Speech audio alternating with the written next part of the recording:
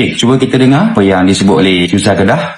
Lepas masuk 1.9 juta orang dibawa masuk oleh Inggeris, kerja di Lombok, jadi ladang. Tahun 56 British bagi syarat kat Tunku, kalau tak mau terima mereka ni jadi rakyat negara ni, tak mau bagi kerakyatan, kena hantar mereka balik. Nak hantar orang mana tuan-tuan? 2 juta orang. Berapa kapal? Berapa tongkang?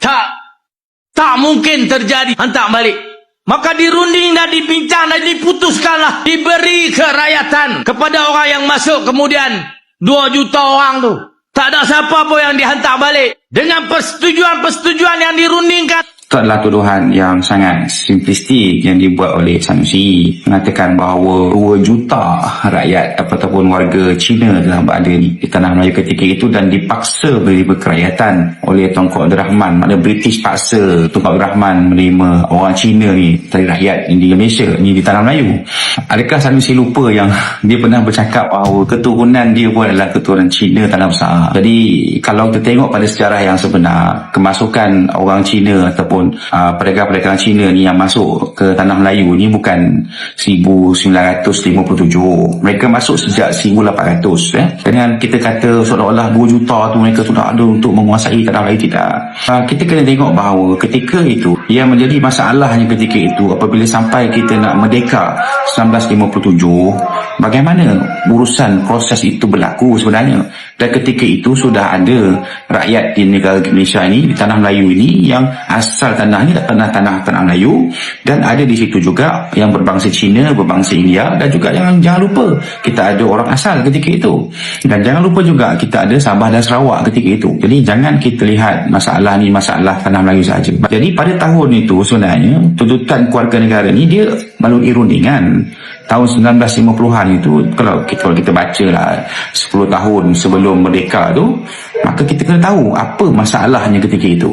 Tak ada pun sebenarnya, tidak ada bukti pun yang memberitahu kepada kita bahawa British mengugut, tapi dia adalah lebih kepada persoalan kerakyatan pada tahun 1957. Jadi janganlah dimanipulasi sejarah ni, dan tidak perlu pun ada ditimbulkan seolah-olah kerakyatan itu kerakyatan yang dipaksa. Kalau kita tengok masalah kerakyatan ini, dia adalah perkara yang menjadi permasalahan yang perlu diuruskan sebelum pembentukan ataupun kemerdekaan Malaysia tahun 1957. Dan sebenarnya daripada 1800 itu masyarakat telah pun bersama, tak ada isu pun. Mereka duduk dalam satu rumpun, dalam satu tanah, baik Melayu, Cina, India ketika itu. Kalau kita tengok di zaman Jepun pun, bukan sahaja yang mati itu, dibunuh itu ataupun berlaku pertempuran ketika itu antara orang kita, tapi yang dibunuh juga adalah orang bangsa Cina kan. Kalau tengok sejarah di Jempol kan, bagaimana mereka membakar, ada sejarah di Serting itu, mereka membakar satu kilang yang di dalamnya diletakkan orang Cina ketika itu dibunuh ketika itu ketika zaman Jepun. Jadi sebenarnya tak timbul pun isu orang Cina ni baru datang ke tanah Melayu, tidak. Kesimpulan yang kita boleh buat ialah British memanglah kita tahu zaman kolonial, dan kita pun tak ada zaman itu. Dan kalau kita adalah orang yang berunding ketika zaman itu, semestinya saya akan mainkan peranan yang penting. Tapi masalahnya ketika itu yang berada adalah Tunku Abdul Rahman, dan ketika itu mereka mengharapkan supaya berlaku proses kemerdekaan itu.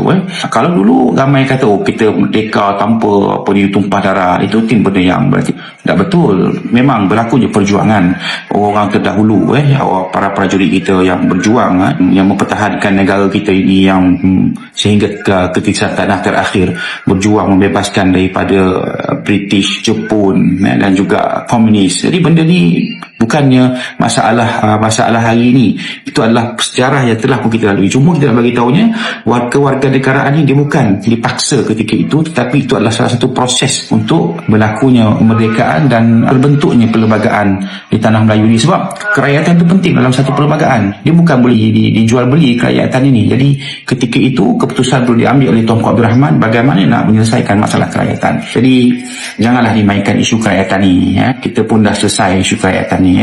Dan kita ada perlembagaan Malaysia ada, kita ada undang-undang tubuh kerajaan negeri ada. Dan yang paling penting di Malaysia ni, yang kelebihan daripada negara-negara lain adalah kita ada undang-undang syariah di negeri masing-masing. Jadi sebenarnya kalau kita balik kepada model Malaysia ni, kita balik model Madinah Munawarah ini yang sebenarnya menjadi asas kepada negara berbilang bangsa ni. Dan bagaimana Nabi SAW menunjukkan kepada kita negara yang berbilang bangsa ni kalau terasnya Islam yang dipimpin oleh orang yang ada sama seperti mana pembawakan Nabi SAW, negara kita akan jadi lebih baik. Bukannya dengan asas perkauman siapa bangsa yang menguasai ataupun tidak. Jadi sebenarnya mesej Islam itu, sebab tu kita bawa mesej Islam itu rahmah yang boleh menaungi semua masyarakat yang berada dalam Malaysia. Semua akan merasa aman seperti mana mereka merasa aman bersama dengan Nabi SAW.